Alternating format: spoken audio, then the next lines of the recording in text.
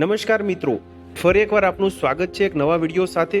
મિત્રો, આજે આપણે વિડીયોમાં વાત કરવાના છે રેશન કાર્ડના પ્રકાર વિશે। મિત્રો, રેશન કાર્ડના વિવિધ પ્રકારો તેમજ તે નક્કી કરવા માટેના જે વિવિધ ધોરણો હોય છે તેના વિશે આપણે અહીંયા વાત કરીશું। તમે જોઈ શકો છો બીપીએલ જે કાર્ડ હોય છે, એપીએલ 1 તેમજ 2, અંત્યોદય અન્ન યોજના અંતર્ગત મિત્રો જે કાર્ડ હોય છે, એનએફએસએ એટલે કે રાષ્ટ્રીય અન્ન સલામતી કાયદો 2016 અંતર્ગત જે કાર્ડ હોય છે તેના માટેના જે ધોરણો જે નક્કી કરવા માટેના હોય છે તેના વિશે આપણે વાત કરશું।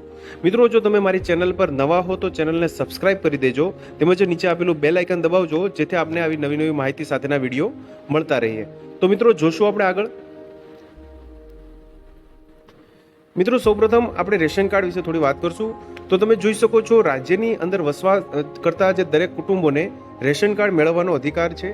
આ માટે રાજ્ય સરકારે નક્કી કરેલ નિયત નમૂના મુજબના ફોર્મમાં કુટુંબના વડાએ સંપૂર્ણ વિગતો આપી તેમના વિસ્તારના તાલુકા મામલતદારશ્રી અથવા તો ઝોનલ અધિકારીશ્રીની કચેરીમાં આધાર પુરાવા સાથે અરજી કરવાની રહેશે।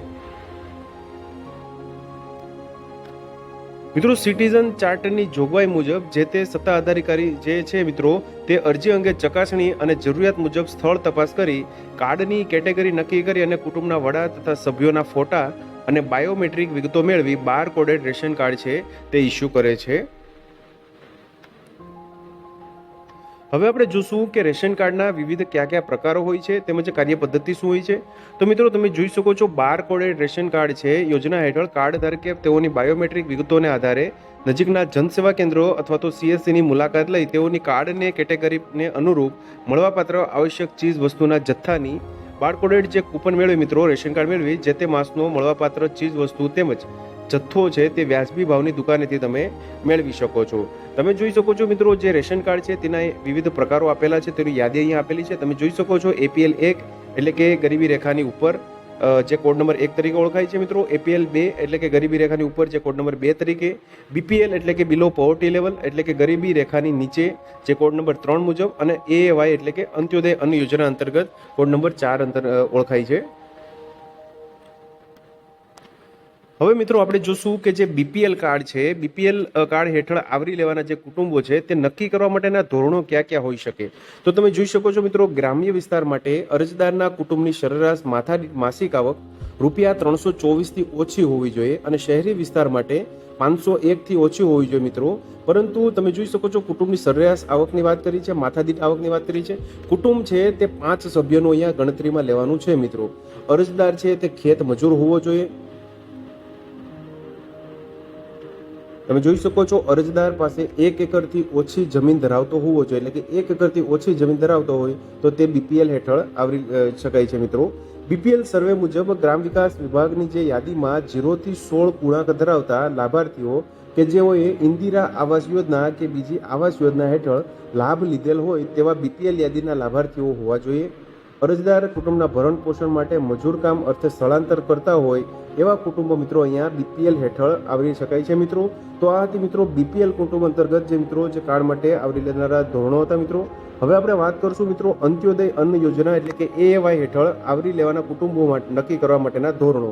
તો તમે જોઈ શકો છો મિત્રો, જમીન વિહોણા જે ખેત મજૂરો હોય છે, સીમાંત ખેડૂતો હોય છે, ગ્રામ્ય કારીગરો જેવા કે કુંભાર, ચામડું પકાવનારા, વણકરો હોય છે મિત્રો, લુહાર, સુથાર, ઝૂંપડપટ્ટીમાં રહેતા લોકો અને અવિધિસર સેક્ટરમાં દૈનિક ધોરણે તેમનું ગુજરાન કમાતા જેવા કે માલ સામાન ઉચકનારા કુલી, રિક્ષા ચાલક, હાથલારી ચલાવનારા, ફળાદી તેમજ ફૂલ વેચનાર, મદારીઓ, કાગળ વીણનારા અને વંચિત તથા આવી જ કેટેગરીમાં આવતા અન્ય ગ્રામ્ય અને શહેરી વિસ્તારના લોકો જેનો આમાં સમાવેશ થાય છે મિત્રો। તે સિવાય મિત્રો તમામ આદિવાસી કુટુંબો, બીપીએલ કાર્ડ ધારક જે એચઆઈવી ગ્રસ્ત વ્યક્તિ હોય તે, બીપીએલ કાર્ડ ધારક જે રક્તપિત્તથી જે અસરગ્રસ્ત હોય તે, સામાજિક ન્યાય અને અધિકારિતા વિભાગ હેઠળ નોંધાયેલા તમામ વિધવા, અપંગ, અશક્ત વ્યક્તિઓ કે જેઓએ બીપીએલ કાર્ડ ધારક હોય તે તમામ વ્યક્તિઓનો અહીંયા અંત્યોદય અન્ન યોજના હેઠળ સમાવેશ થઈ શકે છે। હવે મિત્રો આપણે જોશું કે જે એનએફએસએ એક્ટ એટલે કે નેશનલ ફૂડ સિક્યુરિટી એક્ટ 2016 હેઠળ આવરી લેવાના કુટુંબો નક્કી કરવા માટેના ધોરણો।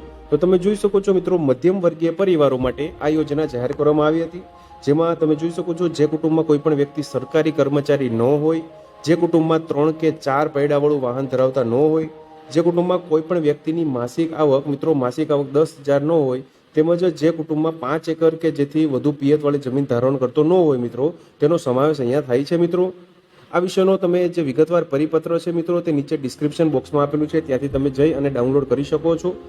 ત્યારબાદ મિત્રો જોઈએ રાષ્ટ્રીય અન્ન સલામતી કાયદો NFSA 2016 અંતર્ગત જે અગ્રતા ધરાવતા કુટુંબો એટલે કે પ્રાયોરિટી વાળા જે મતલબ કુટુંબો છે મિત્રો, તેમાં જે APL 1 અને 2 ની જે ઓળખ માટેના પાત્રતાના ધોરણની વાત કરીએ તો તમે જોઈ શકો છો જે કુટુંબ યાંત્રિક રીતે ચાલતું 4 પૈડાનું વાહન કે યાંત્રિક માછીમારીની જે બોટ ધારણ કરતું હોય તેવા કુટુંબો, જે કુટુંબનો કોઈ પણ સભ્ય સરકારી હોય સિવાય કે સરકારી કચેરીમાં જે આઉટસોર્સિંગથી એટલે કે કોન્ટ્રાક્ટ ઉપર કામગીરી કરતા પટ્ટાવાળા, સ્વીપર, માળી, ચોકીદાર વગેરે વર્ગ 4ના કર્મચારી, જે કુટુંબનો કોઈ પણ સભ્ય માસિક ₹15,000થી વધુ આવક ધરાવતો હોય, તેમજ જે કુટુંબનો કોઈ પણ સભ્ય આવકવેરો કે વ્યવસાય વેરો ચૂકવતો હોય, જે કુટુંબ 5 એકર કે તેથી વધુ 2 કે વધુ સિઝનમાં પાક લેતી પિયતવાળી જમીન ધારણ કરતો હોય, તેમજ જે કુટુંબ 7.5 એકર કે તેથી વધુ જમીન સાથે પિયત માટેનું સાધન જે ધારણ કરતા હોય મિત્રો, તેવા જે કુટુંબો છે મિત્રો, તેનો રાષ્ટ્રીય અન્ન સલામતી કાયદો 2016 અંતર્ગત APL 1 અને 2 ની જે વિવિધ કેટેગરી છે તેમાં સમાવેશ થઈ શકે. તો મિત્રો આ જે રેશન કાર્ડ છે તે કઢાવવા માટેનું આપણે અરજી ફોર્મ કેવી રીતે ભરશું, તો તેના માટેના જે વિવિધ જે વિડીયો છે મિત્રો, તે નીચે ડિસ્ક્રિપ્શન બોક્સમાં તમે જોશો એટલે વિવિધ વિડીયો તમને મળશે, ત્યાંથી તમે જોઈ શકો છો. તમારી જાતે તમે કેવી રીતે ફોર્મ ભરવું તેનું સ્ટેપ બાય સ્ટેપ સંપૂર્ણ એકદમ સરળ ભાષામાં મિત્રો સમજાવેલ છે, તો તમે ત્યાંથી વિડીયો તમે જોઈ શકો છો. મિત્રો નિયત કરેલ જે ફોર્મ છે તે તમે અરજી ફોર્મમાં જે ભરી અને સંપૂર્ણ વિગતો અને જરૂરી પુરાવાઓ બીડા સહિતની સુવિધા જે છે મિત્રો, તે જન સુવિધા કેન્દ્ર અને એટીવીટી ઓપરેટરને તમે જે શહેરી વિસ્તારમાં ઝોનલ કચેરીએ સુપ્રત કરશો એટલે તમને આ જે રેશન કાર્ડ છે મિત્રો તે મળી શકશે. આ વિશે મિત્રો તમારે કોઈ ક્વેરી હોય મિત્રો, તમને કોઈ મુશ્કેલી હોય તો તમે જે નંબર આપેલા છે 1800-233-5500 પર કોલ કરી અને વધુ માહિતી મેળવી શકો છો. આ સિવાય મિત્રો જે વધુ માહિતી માટે તમે જે રાજ્યની જે અન્ન નાગરિક પુરવઠા અંતર્ગત જે વેબસાઇટ છે મિત્રો, તેનું નીચે ડિસ્ક્રિપ્શન બોક્સમાં તેની લિંક આપવામાં આવી છે અને જે ડિજિટલ ગુજરાતની વેબસાઇટ છે મિત્રો, ત્યાંથી તમે વધુ માહિતી તમે મેળવી શકો છો. તો આ હતી મિત્રો જે વિવિધ રેશન કાર્ડ જે મેળવવા માટેની જે તેમજ તેના ધોરણો નક્કી કરવા માટેનો વિડીયો મિત્રો તમે જોઈ શકો છો. આ રીતનું જે મામલતદાર કચેરી જનસુવિધામાં કેન્દ્ર છે ત્યાંથી તમે વધુ માહિતી મેળવી શકો છો.